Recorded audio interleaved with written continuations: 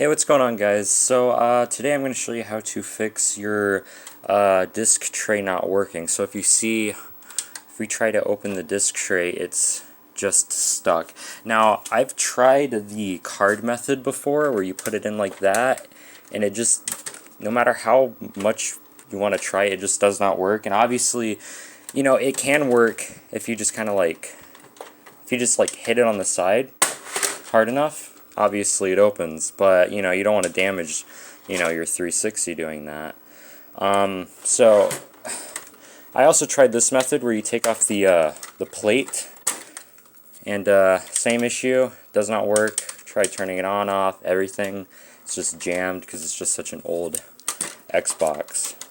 But I found actually an easier method than all those other methods, you know, because it's such a hassle to put this back on. So what you want to do is you want to turn off the Xbox, and you want to take off, you know, any cords that are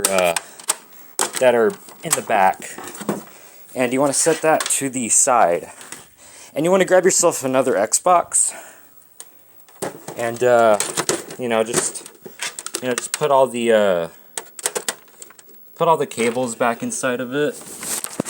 That one fell back there. So yeah, you want to put all the cables inside of it, like so.